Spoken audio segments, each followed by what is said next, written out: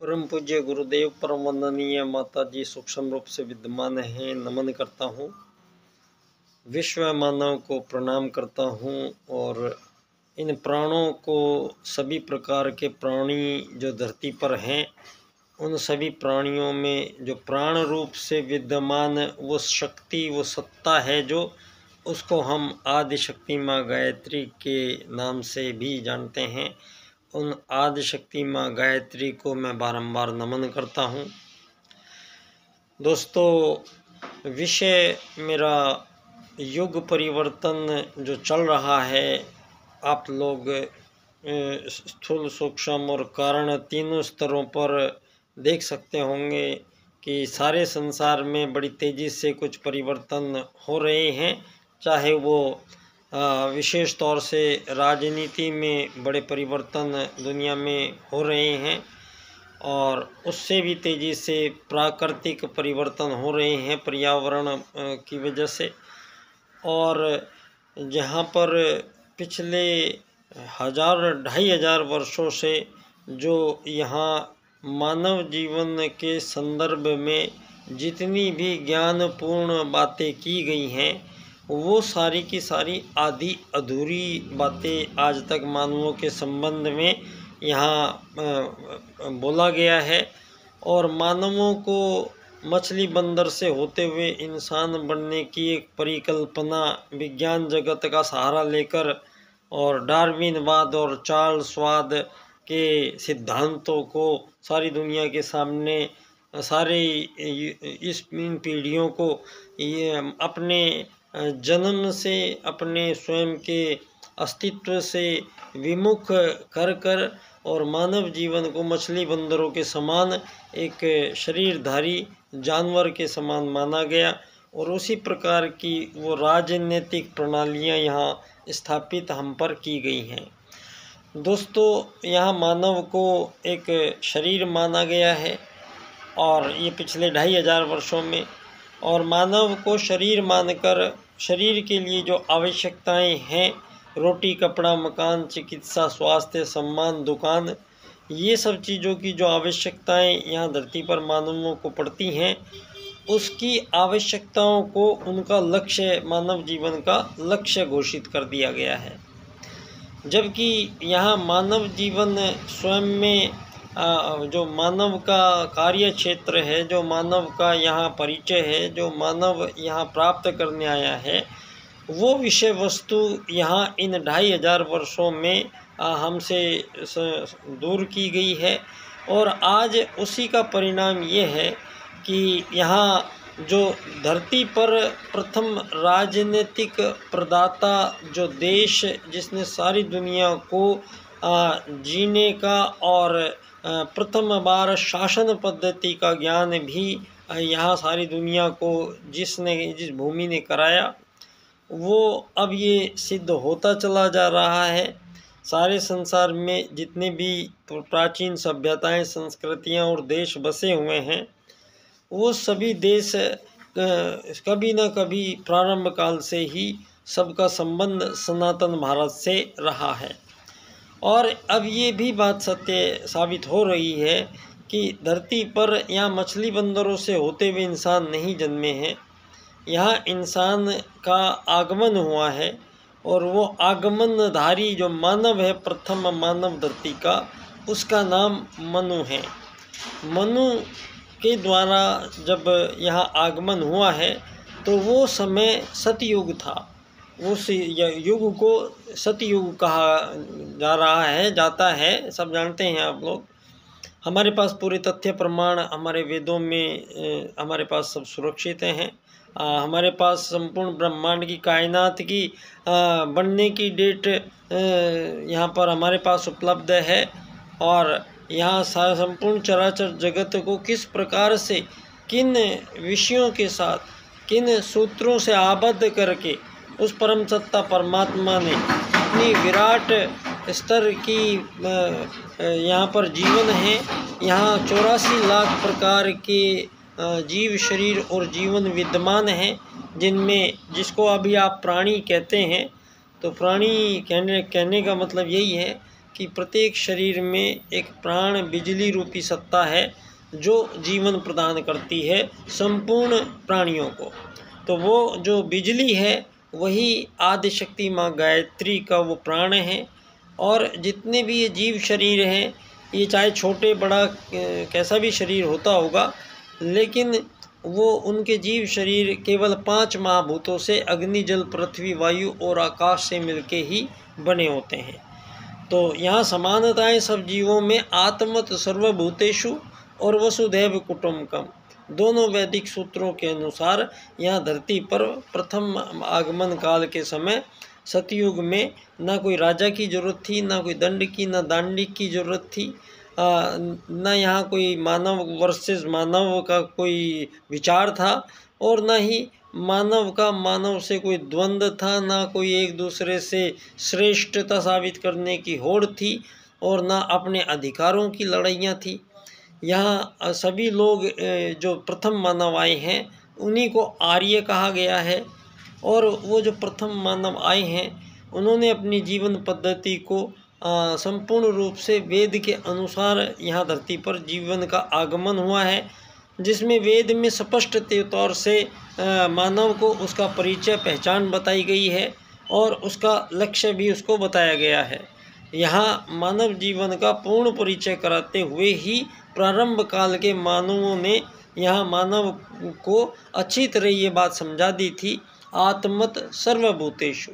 आप जितने भी अलग अलग तरीके के रंग के रूप के जितने भी मानव हैं, ये चिड़िया हाथी तोते कबूतर शेर बंदर मोर हैं जिनको आप अलग समझते हैं, लेकिन आत्मत सर्वभूतेषु के सूत्र के अनुसार ये परमात्मा प्रथम ज्ञान मानव को कराता है कि आप सभी मानवों में एक ही प्रकार की एक ही आत्मा है, इसमें कोई भेद नहीं है। चाहे वो स्त्री है, पुरुष है, बच्चा है, बूढ़ा है, चाहे वो सुंदर है, चाहे वो कुरूप है, चाहे कोला है, काला है, चाहे गोरा है, सभी की इंटरनल प्रोसेस जो बॉडी के इंटायर ऑर्गन्स जो फंक्शन करते हैं उनमें कोई भिन्नता नहीं है। चाहे वो अमेरिका में, अफ्रीका, जापान में, न्यूजीलैंड में, ऑस्ट्रेलिया में, भारत में या केन्या में रहता है, उसमें कोई फ़र्क नहीं आएगा। पाचन की प्रणाली है, हमारी हृदय की प्रणाली है, हमारे मस्तिष्क की प्रणाली है, इनमें किसी में कोई अंतर नहीं आ सकता है। तो ये बात साबित होती है आत्मत सर्वभूतेषु के अनुसार कि यहाँ किसी भी जीव में भिन्नता नहीं ढूंढी जा सकती है, यहाँ किसी में भिन्नता नहीं की जा सकती है। और यदि आपने यहाँ भिन्नताएं पैदा कर दी हैं तो ये दोष हमारे उन वैदिक सूत्रों का नहीं है जिनको छोड़ के और धरती का प्रथम राजनीति सतयुग के बाद ही भारत ने विश्व को प्रदान करी है। और धरती के पहले राजा और प्रजा, ये विचार परमात्मा ने वेद के अनुसार हमें प्रदान किया। और ये बात स्पष्ट तौर से यहाँ आपको समझ में सबकी आ जानी चाहिए कि धरती पर पहला मानव भारत में जन्मा है और उस पहले मानव का जो परिवार बना है वो परिवार आर्य परिवार कहलाया है। और बाद में समय बीतने के बाद, सतयुग के बाद में, जब मानव ने राजसिक और तामसिक आहार ग्रहण करना प्रारंभ किया तो उसकी वो विचारणा जो है, जो जिस स्तर पर टिकी हुई थी, जो फ्रीक्वेंसीज वो उस समय पकड़ पा रहा था, उसकी फ्रीक्वेंसीज पकड़ने में समस्याएं आई। ये तो इस प्रकार विचारिक प्रदूषण मानव का हुआ। और कुछ आर्यों में से ही कुछ लोग ऐसे थे जिन्होंने बाद में यज्ञ करना छोड़ दिया, पूजा उपासना करनी छोड़ दी, और वो इन पशु पक्षियों को मारकर उनका भक्षण करने लगे। तो आर्यों ने उस समय उनको आर्यव्रत क्षेत्र नाम दिया गया, प्रथम मानवों के क्षेत्र का। इस आर्यव्रत क्षेत्र में से उन लोगों को देश निकाला दिया गया और वो सुदूर अंतिम छोर पे जाके कहीं भी बसने के लिए उनको आज्ञा दी गई। और वो उनके, लेकिन वो हैं आर्य ही, वो अभी पूजा नहीं कर रहे हैं, लेकिन वो लाखों करोड़ों वर्षों से आर्य यहाँ वो से समान पद्धति है। ऋग्वेद में ये स्पष्ट उल्लेख आया है आर्यों के बारे में। सभी लोग एक जगह एकत्रित होते थे, सभी एक ही निर्णय लेते थे, एक दूसरे से कभी कोई तुलना या कोई अधिकार की लड़ाई वहाँ पर नहीं थी, और सभी ऐश्वर्य संपन्न और सुख के साथ जीते थे। वो आर्य लोगों की ऋग्वेद में उनकी वहाँ पर इस प्रकार का मानव जीवन धरती पर उन प्रथम मानवों ने सारे विश्व को आगामी मानवों के लिए दिया है, जिसमें धर्म अर्थ काम मोक्ष प्राप्ति कराने के लिए क्योंकि आया हुआ कौन है, ये वेद हमें प्रथम सूत्र आत्मवत् सर्वभूतेषु में समझाता है। तो आत्मवत् सर्वभूतेषु के सूत्र में जो आया है वो शरीर नहीं है। शरीर में एक रिसीवर है, ये रिसीवर जो प्राणों को रिसीव करता है। ये जो जितने भी चिड़िया तोते हाथी कबूतर मोर बंदर शेर मानव हैं, इनका जो शरीर है, किसी के जीव शरीर में कोई ऐसा इंटरनल अंग नहीं है बॉडी में जो प्राणों को अपने अंदर रिसीव करता है, धारण करता है और उसको डाइवर्ट करता है। किसी भी हमारे भी शरीर में नहीं है, और किसी भी शरीर में ऐसा कोई अंग नहीं है जो प्राणों को अंदर ले रहा है।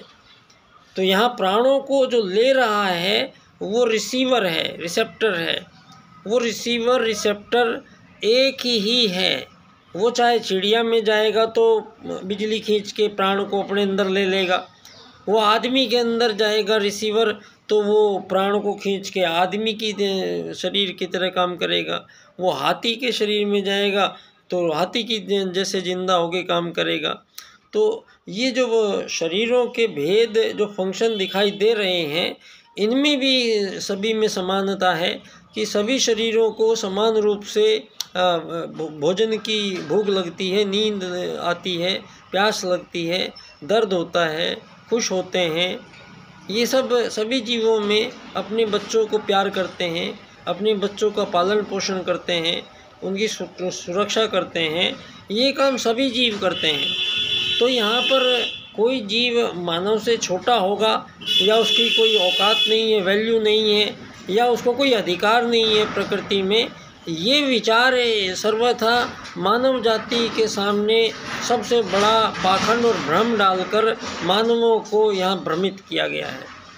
मानव के पास कोई अधिकार ही नहीं है किसी अन्य जीव को तकलीफ़ देने की, उसको मारने की और उसको मारकर खाने की अनुमति तो यहाँ संसार में किसी को नहीं है।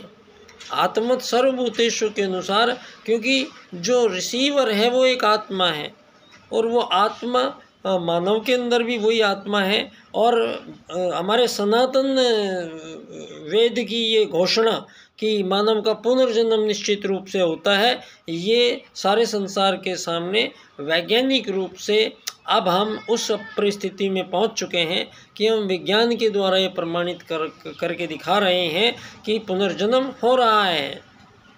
तो यहाँ पर आज जो धरती के पहले राजा पहली बार सतयुग के बहुत बाद में पहली बार जब आर्य जो यहाँ से अनार्य जिनको कहा, वो आर्यों में से गए हुए लोग थे जिनको देश निकाला दिया गया, वो सुदूर सारी दुनिया में बसे जाकर। लेकिन वो लोग आर्यों पे आक्रमण करना शुरू कर दिया, और वो अचानक से आते और आर्य यज्ञ में लीन, गुरुकुल में पढ़ाना, खेती करना, आर्य शांत जीवन, उनके आकर उन पर आक्रमण करना और उनकी हत्या करना और उनके साथ दुराचार और उनके यज्ञ को खंडित कर देना, इस प्रकार की कार्य प्रणाली वो अचानक आकर करने लग गए। अभी तक धरती पर सिर्फ एक ही मानव है, और वो मानव है आर्य मानव। अब ये आर्य मानव में से जो आंध्रालय में चले गए, वो ऑस्ट्रेलिया में चले गए, वो पाताल लोक में चले गए, वो अमेरिका में चले गए, राजा बलि की राजधानी बिलीविया आज भी मौजूद है वहाँ पर। तो ये सारे संसार के मानवों के सामने ये बात रखनी बहुत आवश्यक और उनको समझानी बहुत ज़रूरी है कि यहाँ कोई हिंदू, मुस्लिम, सिख, ईसाई, जैन, पारसी, बौद्ध होने से मानव कोई अलग नहीं आए हैं। आप लोग, आपका कोई अलग जन्मदाता नहीं है। आपको लड़ने की यहाँ आवश्यकता नहीं थी। यहाँ ये धर्मों के नाम पर जो सारी संसार को लड़ाया जा रहा है, तो यहाँ ये धर्म की चीज़ जब समझ में आएगी जब आपको अपना परिचय समझ में आएगा। आपके परिचय के संदर्भ में यहाँ ये लॉर्ड मैकाले शिक्षा पद्धति और अन्य यहाँ पर आप सब लोगों को भ्रम में डालकर और हमें केवल 20% हमारा जो जीवन है उसी से हम परिचय पा पाए हैं। 80% की हमारी मानव जीवन के शरीर में मिली हुई अपार संभावनाएं हम लोगों से दूर रखी गई है और अध्यात्म जगत से विमुख कर कर मानव जीवन को रोटी कपड़ा मकान के लिए तरसाना और सारे जीवन भर उन्हीं चीज़ों के लिए मरा के खपा देना मानव जाति को, ये पद्धति आई है। इस बात का खुलासा भी हमारे भारत से मनुवाद धरती के पहले राजा, जिन्होंने धर्म अर्थ काम मोक्ष प्राप्ति कराने के लिए ब्रह्मचर्य गृहस्थ वानप्रस्थ संन्यास के रूप में मानव जीवन को श्रेष्ठतम से श्रेष्ठतम उपलब्धि और बेहतर से बेहतर समय पर निर्णय लेकर अपने उद्देश्यों को पूर्ण करने के लिए इससे सर्वश्रेष्ठ मानव जीवन के सामने कोई जीने का तरीका नहीं था। ये चारों पद्धतियों को तो यहाँ पर तो आज विखंडित हो चुका और परिणाम सबके सामने है कि आज सारी दुनिया में जो आज़ादी गुलामी के रूप में ये मानव जाति के सामने ये खेल खेले हैं मानवों ने, ये आत्मत सर्वभूतेषु के सूत्र के अनुसार कोई भी मानव यहाँ दूसरे मानव से अलग नहीं हो सकता है। उसके बावजूद यहाँ पर ये कृत्रिम सीमा रेखाएं धरती पर दीवारें बना बनाकर और उनको एक आज़ादी का सर्टिफिकेट थमा रहे हैं दुनिया को बेवकूफ़ बनाने के लिए। इससे बड़ा और कोई काम नहीं हो सकता था, क्योंकि आज़ादी संभव नहीं है। किसी भी एक प्रजाति के जीवों में आज़ादी कभी नहीं हो सकती है।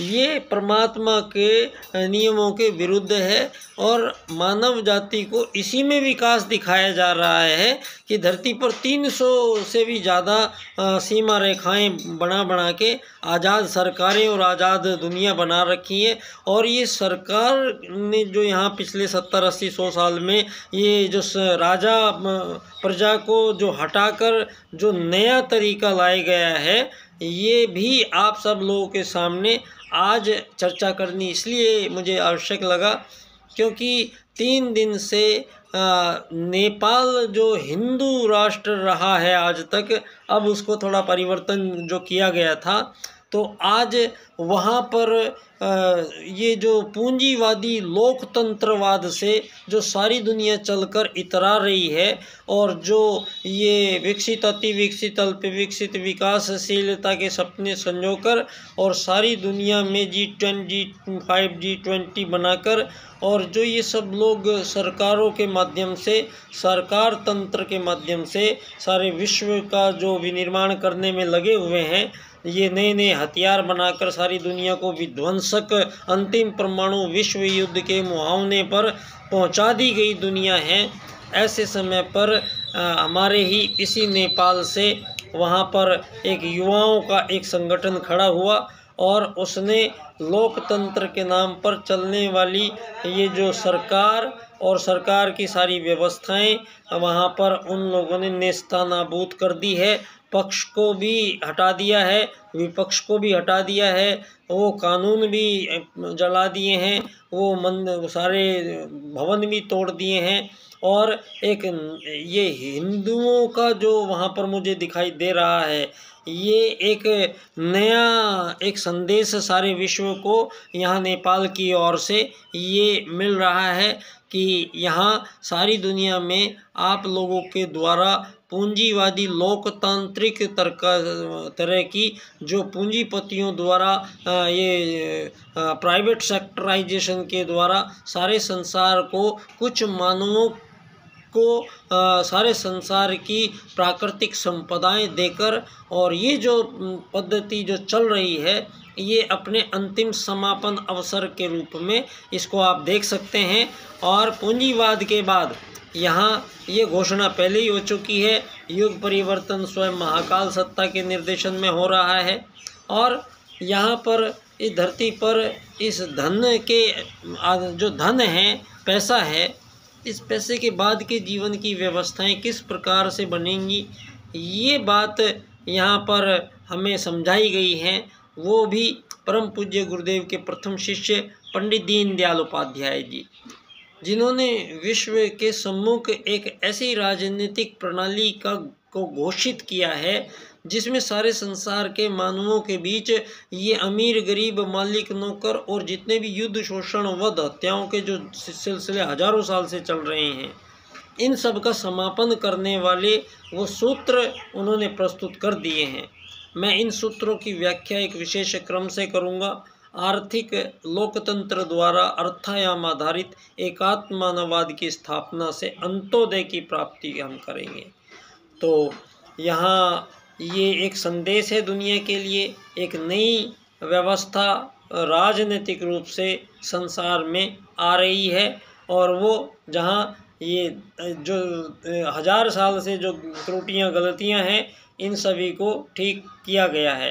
तो मैं आप सभी लोगों को पंडित दीनदयाल उपाध्याय जी के इन 4 राजनीतिक सूत्रों की ओर से 25 सितंबर को उनकी जन्मस्थली धानक्या स्टेशन जयपुर राजस्थान, मैं आप सभी को अपने व्याख्यान पर आमंत्रित करता हूं। बच्चा डॉक्टर, बहुत बहुत धन्यवाद।